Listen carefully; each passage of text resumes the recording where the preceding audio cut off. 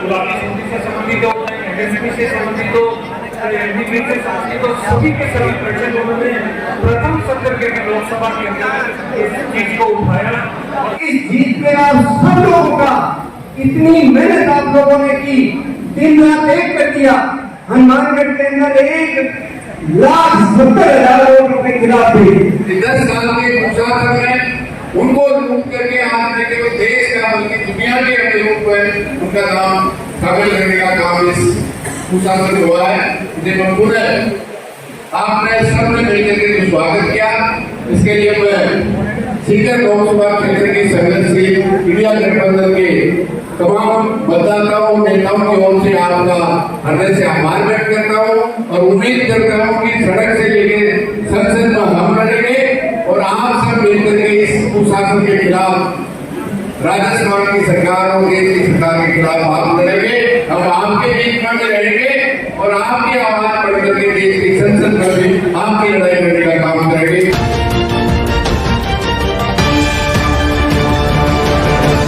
कार्यकर्ताओं की मेहनत से ही पार्टी को सफलता मिली है। निस्वार्थ भाव से सेवा करने वाले कार्यकर्ताओं का सम्मान भी है जरूरी। नमस्कार मित्रों, एमडब्ल्यू न्यूज मुखर वक्ता में आपका स्वागत है।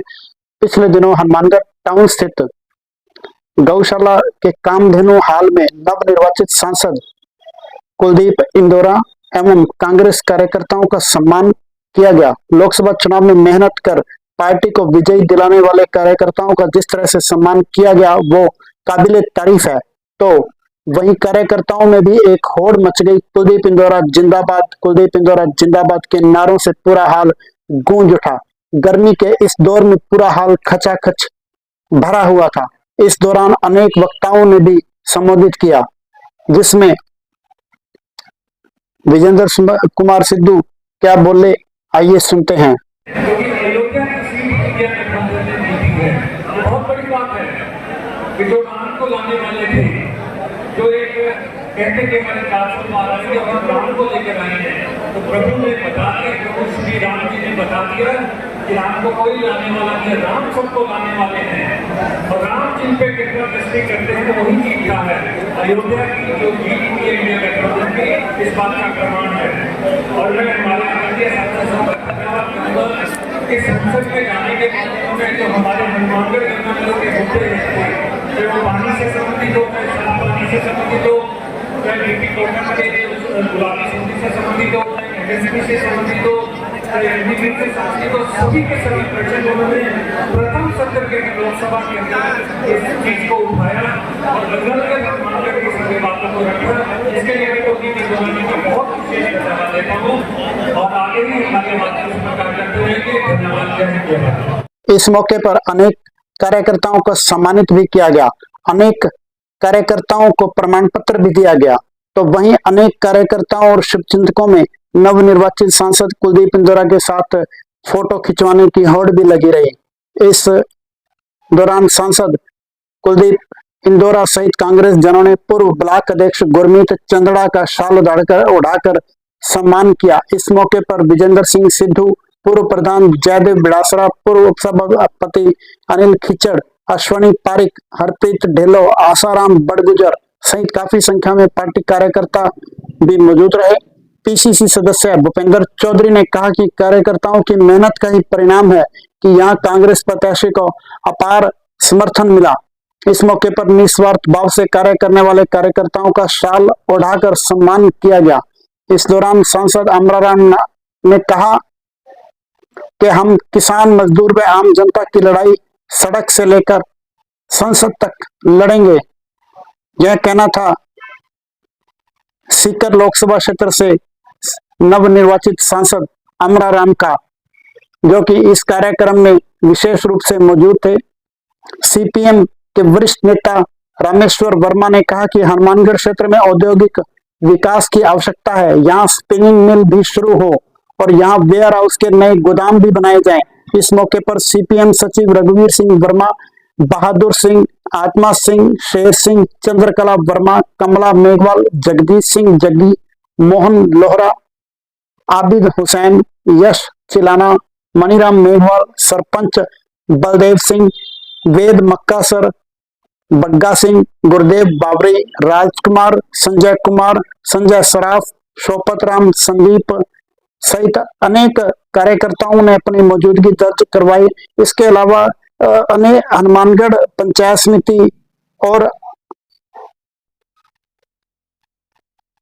टिब्बी पंचायत समिति के अनेक सरपंचों ने भी अपनी मौजूदगी दर्ज करवाई। और इस अवसर पर क्या कहा कुलदीप इंदौरा ने, तो आइए सुनते हैं उन्हीं की जुबानी। हनुमानगढ़ में आपने 19,500 की लीड मिलाकर जो एक इतिहास रचा है, उसके लिए बधाई के पात्र आपको। तमाम देवतुल्य मेरे कार्यकर्ता साथी, तमाम मतदाताओं का मैं और मेरे परिवार की ओर से बहुत बहुत शुक्रिया अदा करता हूँ कि आप लोगों ने जो नामुमकिन काम था, क्योंकि जब पार्टी में भी ऊपर बात चलती थी और जब चर्चाएं चलती थी तो कोई ये मानता नहीं था कि गंगानगर की लोकसभा सीट निकल पाए, लेकिन आपने ये करिश्मा कर दिखाया, इसलिए आपको बधाई करना पड़ेगा। और आज जिस तादाद में आप लोग हैं, उससे ये साफ संदेश चला गया है कि जिले में, पूरे प्रदेश में, देश में कि कांग्रेस कहीं कमजोर नहीं है, इंडिया गठबंधन कहीं कमजोर नहीं है और वो पूरी ताकत से संघर्ष कर सकते हैं, लड़ाई कर सकते हैं। साथियों, मैं जिला पंचायत का मुखिया, जिला पंचायत में मुझे वहां लोगों ने सुनकर जिला प्रमुख बनाया और उस जिला पंचायत से तमाम आप लोगों ने आशीर्वाद दिया। लोकतंत्र की सबसे बड़ी पंचायत लोकसभा में भेजने का काम आपने किया। साथियों, आपको मैं बताना चाहता हूँ कि हमारी जो समस्याएं हैं, चाहे वो सिंचाई पानी की बात है, चाहे एमएसपी की बात है, चाहे हमारे दूषित पानी की बात, तमाम जो मुद्दे हैं, अभी राष्ट्रपति अभिभाषण हुआ था, मैंने तमाम मुद्दों को उसमें रखा। मैंने ये बताया है कि जो मोदी जी जो बात कह रहे हैं स्वच्छता और शुद्धता की, वो बिल्कुल झूठ, क्योंकि सरकार पूरी तरह से विफल है इस बात पर कि हमें शुद्ध जल मिल रहा है। मैं बताना चाहता हूँ मोदी जी को कि मोदी जी, आप स्वच्छता और शुद्धता की बात कर रहे हैं, जो दूषित पानी आ रहा है, जो पंजाब के औद्योगिक क्षेत्रों से केमिकल युक्त पानी डलता है, दूषित पानी डलता है, चमड़ा उद्योगों का पानी आता है, जिससे हमारा आने वाला भविष्य अंधकार में। आज भी हमारे लोगों के घरों में कैंसर है, आज भी लीवर की बीमारी है, आज भी अचानक हार्ट फेल होता है। इस तरह की घटनाएं किस कारण से हो रही है, इस बात को मोदी जी को समझना होगा। आज की हमारे परिवारों के लोगों के ऊपर जो भविष्य में खतरा बढ़ रहा है, उस बात को हमें काबू में उठाने की बात है। और वो बात मैंने कदम पर रखी है, ये बात मैंने कही है, ये बात भी मैंने कही है कि हमारे सबसे बड़ी समस्या सिंचाई के पानी की है। जब भी फसल सिंचाई का समय आता है, जब पकाई का समय आता है, तो गंदगी हो, भागना हो, आईपीएमपी हो, तीनों का पानी पीने का, सिंचाई के पानी को पीने के पानी का संकट हमारे ऊपर खड़ा हो जाता है। क्या इस तरह सरकार को इस पर विचार नहीं करना चाहिए? मोदी जी तो देश की नदियों को जोड़ने की बात करते थे, जो नेहरू जी के बारे में, इंदिरा गांधी जी के बारे में कहते हैं। हम कहना चाहते हैं, अगर नेहरू जी, इंदिरा जी इस बात को नहीं सोचती तो ना तो ये डर बनते, ना ये नहरें बनती। तो आप भागना देख रहे हो, आईपीएमपी देख रहे हो, किसकी जगह इस बात को आपको समझने की आवश्यकता है। आज ये हमारी नहरें बनाएगी, जो 18,000 की नहर बनी थी, उसमें 10,000 क्यूसेक पानी चलता है। क्या उस पर सरकार को काम करने की आवश्यकता नहीं कि किस प्रकार से पूरे 18,000 क्यूसेक पानी चले? तो गंगा नहर चलती है, आप छोड़ते 2,500 हैं, छोड़कर 1,300 पानी हो। आज इस तरह के हालात है, लेकिन सरकार पाकिस्तान पानी छोड़ा जाता है, लेकिन राजस्थान में आज चुप रहने की बात नहीं सोची जाती। इन तमाम बातों को हमें सरकार तक पहुंचाने की आवश्यकता है। हमने कभी भूपेंद्र जी से तमाम हमारे विधायकों से मैंने बात की है कि हमारे सिंचाई के पानी को लेकर और दूषित पानी को लेकर जो संकट चल रहा है उसके लिए हमें हरी के बैराज जाने की जरूरत है। हमें पंजाब में फिरोजपुर जाने की जरूरत है, पंजाब सरकार तक और राजस्थान सरकार तक ये बात पहुंचाने की जरूरत है कि जब भी पानी की आवश्यकता होती है तो हमें संकट को झेलना पड़ता है। और उसके लिए हम तमाम विधायक, हमारे तमाम जनप्रतिनिधि कल सुबह हम लोग जा रहे हैं। हमारे जो किसान संगठन है, कोई किसान नेता जाना चाहता तो बिल्कुल चले। कल सुबह 7 बजे हमने प्रोग्राम तय किया। हालांकि बरसात हो गई है, पानी की इस समय जो बरसात के कारण भी कुछ राहत मिली है, लेकिन ये राहत कोई स्थायी नहीं है, ये स्थायी राहत है। इसके लिए हमें सरकार को, फसलवाद सरकार को पूंगी मिली। जो पर्ची की सरकार है, जो आज तक कोई रोड मैप नहीं बना पाए, जो कार्य योजना नहीं बना पाए, उस सरकार को जगाने का काम हम लोगों को करने की आवश्यकता है। इसके अलावा भी साथियों, आज हम देखते हैं किसानों के जो खाले पक्के करने की बात है, जो सीमावर्ती क्षेत्र पे बीएडीपी का पैसा आता था वो बंद कर दिया गया है। सीएडी के पक्के खाने के लिए किसानों के पैसा आता था वो बंद कर दिया गया है। हमारे जो गरीब लोग हैं जिनके कच्चे से पक्के मकान होने हैं, प्रधानमंत्री आवास बनने हैं, वो 3 साल से बंद पड़े हैं। आप भी प्रमुख है, मैं भी प्रमुख रहा हूँ। हमारे सरपंच जिनके ज्यादा लोग कहते हैं कि हमें मकान बना कर दीजिए, उनको परेशानी का सामना झेलना पड़ता है। लेकिन सरकार, दुनिया भरी सरकार केंद्र की 3 साल से प्रधानमंत्री आवास नहीं खोले। हमारे जो मनरेगा में मजदूर काम करते हैं उनकी दिहाड़ी के लिए भी आज इस प्रकार से 100 दिन के काम की गारंटी की बात करते हैं कि मैं पूछना चाहता हूँ, किसी ग्राम पंचायत में हर परिवार को 100 दिन का काम मिला है क्या? हमारे नए काम का भुगतान होता है क्या? मनरेगा में हमारे खाले बनते हैं, उसके भुगतान की सुनिश्चित राशि की हुई है क्या? आज भी किसान डरता है, सरपंच डरता है कि अगर हम खाला मनरेगा में बना देंगे तो उसका भुगतान कहाँ से होगा। इस तरह की परेशानियां आज हमारे लोगों को झेलने पड़ रही हैं। आज पूरे देश के हालात आप देख रहे हैं। मोदी जी को आपने टीवी में देखा होगा, किस प्रकार से जो राष्ट्र निर्माण की बात करनी चाहिए, देश की उन्नति और तरक्की की बात करनी चाहिए, जो किसानों की बात करनी चाहिए, उन मुद्दों पर वो नहीं आ रहे। वो बात करते हैं कि बालक बुद्धि, शोले की स्टोरी, स्कूल में पढ़ाने वाली टीचर की स्टोरी, एक बच्चे की स्टोरी सुनाकर लोगों को ये बताना चाहते हैं कि जो विरोध कर रहे हैं उनमें कोई ताकत नहीं है। लेकिन मोदी जी, हम आपको चेताना चाहते हैं, अभी भी जो लोकसभा चला हम बैठे नहीं। और मोदी जी जिस प्रकार से घबराए हुए थे, अंदर से खिसियाए हुए थे, जब आदमी विरोध हो जाता है, चिड़चिड़ा हो जाता है, जबकि इस उम्र में आकर शालीन होना चाहिए, बच्चों को मार्गदर्शन देना चाहिए, बच्चों को आगे बढ़ाने की बात करनी चाहिए, वो अंदर से खिसियाकर बालक बुद्धि की बात करते हैं। इस तरह के मोदी जी हमारे हो गए, क्या करेंगे?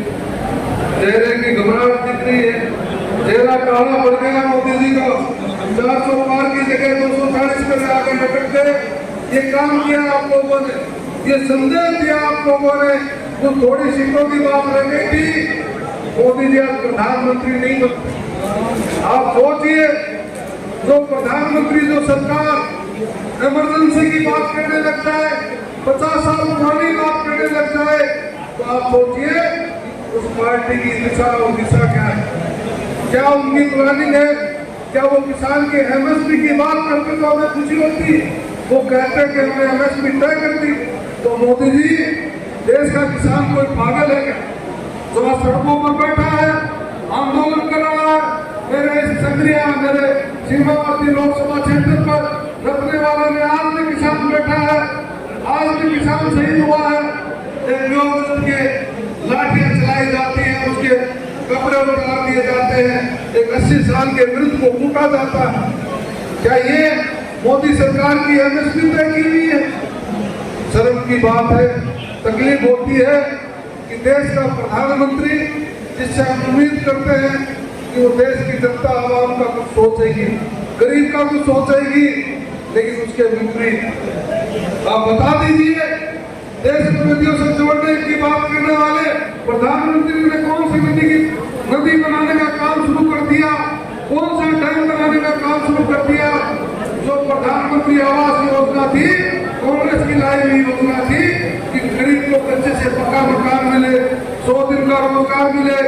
अगर सरकार बनती है एमएसपी हमने सबसे पहले लागू करने की बात कही थी, गरीब को 400 रुपये मजदूरी देने की बात कही थी, लेकिन तमाम मुद्दों को लेकर अभी भी संसद में हम लड़ाई लड़ रहे हैं। हम चुप बैठने वाला नहीं, क्योंकि इस बार हमारा इंडिया गठबंधन यहाँ 12 सीटें राजस्थान में जीता है, हरियाणा में हमारी सीटें जीती है, पंजाब में जीती है।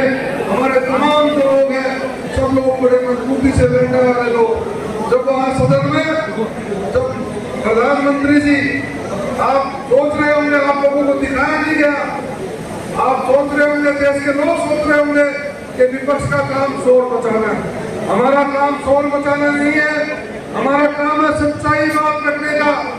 आपको मैं बताना चाहता हूँ, मणिपुर के सांसद को जब बुलाने की बात आई तो जो सभापति जी है ओम बिरला जी है, उन्होंने उनको बुलाने से इनकार कर दिया, क्योंकि मणिपुर में जिस प्रकार से महिलाओं पर अत्याचार हुआ, जिस प्रकार से बच्चों पर अत्याचार हुआ, जिस प्रकार से हत्याएं हुई, मात्र हमारे कहना एक ही बात का था कि मोदी जी 1 मिनट का मौन उन लोगों के लिए रख दीजिए जो मणिपुर में शहीद हुए।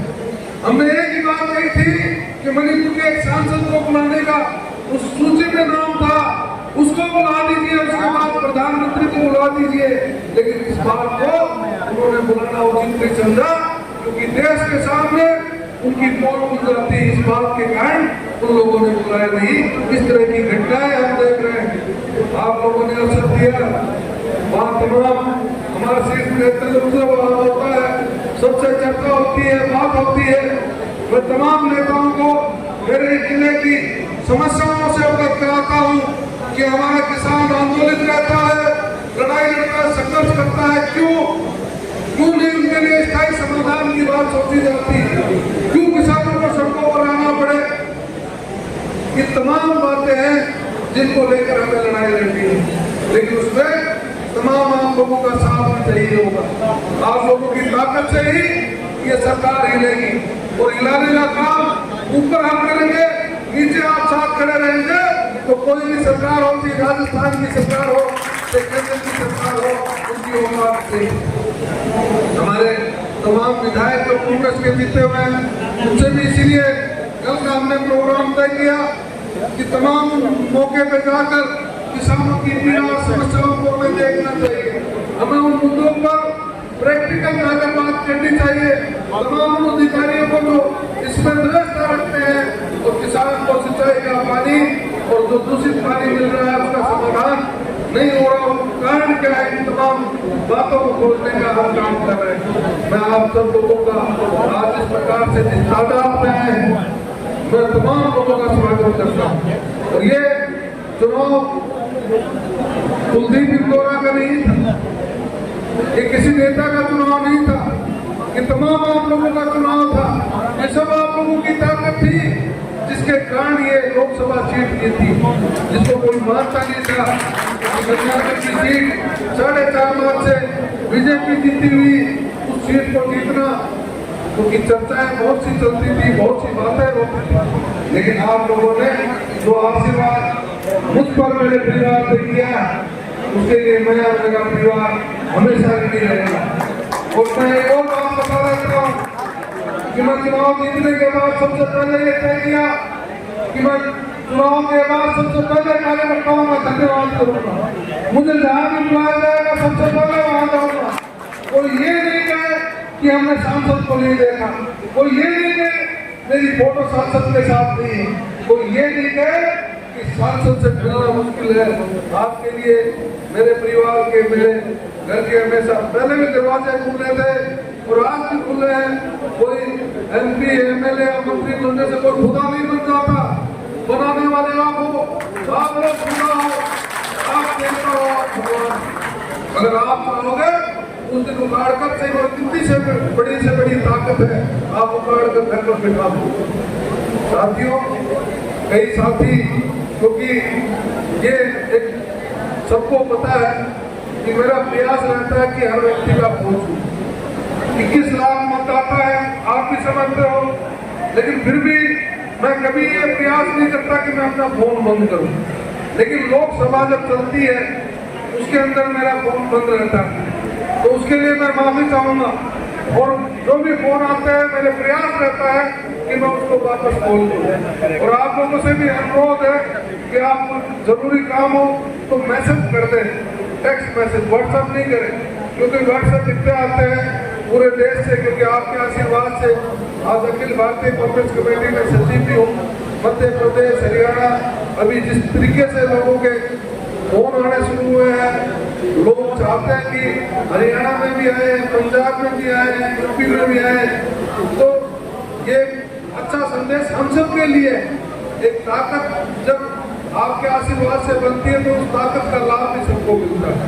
मैं चाहूंगा कि हमारे इस क्षेत्र में जो काम रह गए हैं, हमारे नौजवानों के लिए जो कोई ऐसी बड़ी योजना जिसको ला सके, हमारी जो रेल की समस्या है, चाहे वो रावतसर की है, चाहे वो सकरिया की है, चाहे करणपुर की है, चाहे गंगानगर की है, चाहे हनुमानगढ़ की है, वो तमाम समस्याएं आप लिख के भी दें ताकि उन समस्याओं को उठाने का आप काम कर सके।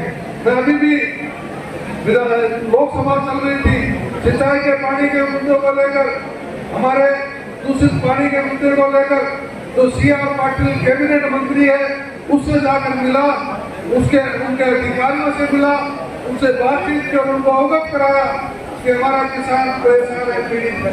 इसलिए आप ये निश्चित रहे और आप डेलीगेशन लेकर भी कभी आप आना चाहो तो पहले से बताएं कि हमें डेलीगेशन लेकर फला विभाग के मंत्री से मिलना है, तो उनसे टाइम लेकर हम मिलने का काम करें। हमें घर नहीं बैठना, ना मुझे बैठना, ना आप लोगों को बैठना।